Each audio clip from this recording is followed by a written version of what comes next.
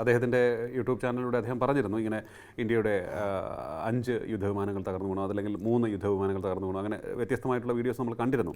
അത് ചിലപ്പോൾ അദ്ദേഹത്തിന് ചില വാർത്താ ഏജൻസികളിൽ നിന്നും തെറ്റായ വിവരങ്ങൾ കിട്ടിയതായിരിക്കും. ഞാനത് പറയുന്നതിന് മുമ്പ് ആമുഖമായിട്ട് എനിക്കൊരു കാര്യം സൂചിപ്പിക്കുന്നുണ്ട്.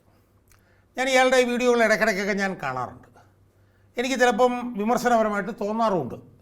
പക്ഷേ അപ്പോഴൊക്കെ എൻ്റെ സുഹൃത്തുക്കൾ എന്നോട് പറഞ്ഞു, ഷാജാനെ വെറുതെ ഇയാളെ ഈ വിമർശിച്ച് വലുതാക്കാതെ അയാളെ യു ഇഗ്നോർ ഹിം എന്ന് പറഞ്ഞിട്ട് ഞാൻ ഒഴിവാക്കുകയാണ് ചെയ്തിട്ടുള്ളത്. അതായത് എനിക്കെതിരെയൊക്കെ വിമർശനങ്ങൾ ഉന്നയിച്ചിട്ടുണ്ട്. അതൊക്കെ വളരെ ബാലിശവും വളരെ അസംബന്ധവുമായിട്ടുള്ള കാര്യങ്ങളായിരുന്നു. ഞാനതൊന്നും കണ്ടെന്ന് ഞാൻ നടിച്ചില്ല. കാരണം എന്തിനാണ് വിമർശിച്ച് വലിയവനാക്കുന്നത് എന്ന് ഞാൻ വിചാരിച്ചു. എന്ന് മാത്രമല്ല ഇയാൾ ക്രാസായിട്ടുള്ള ഈ പറഞ്ഞ പോലെ ഏറ്റവും മോശമായ തരത്തിൽ വർഗീയത പറയുന്ന മനുഷ്യനാണെന്നുള്ള അഭിപ്രായം എനിക്കുണ്ടായിരുന്നു. ചില ന്യൂനപക്ഷ വിരുദ്ധ വർഗീയത, മുസ്ലിങ്ങൾക്കെതിരായിട്ടുള്ള വർഗീയത, ചില ഏറ്റവും നാണംകെട്ട രീതിയിൽ ഏറ്റവും തരം താഴ്ന്ന രീതിയിലുള്ള ഈ മുസ്ലിം വിരുദ്ധ വർഗീയത ഇയാൾ പറഞ്ഞുകൊണ്ടിരിപ്പുണ്ടായിരുന്നു.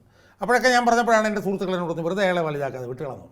അതിലേറ്റവും കൂടുതൽ എനിക്ക് സത്യം പറഞ്ഞാൽ ഏറ്റവും വലിയ പ്രകോപനം എനിക്കുണ്ടായെന്ന് പറഞ്ഞു കഴിഞ്ഞാൽ കേരളത്തിലെ കോട്ടയത്ത് പാലയ്ക്കടുത്തുള്ള ഈരാറ്റുപെട്ട എന്ന് പറഞ്ഞൊരു പ്രദേശത്തെ അയാൾ ഇന്ത്യയിലെ താലിബാൻ എന്ന് പറഞ്ഞു. നിങ്ങൾ ആലോചിച്ചു, എന്തൊരു നാണം കെട്ടൊരു സമീപനമാണ്.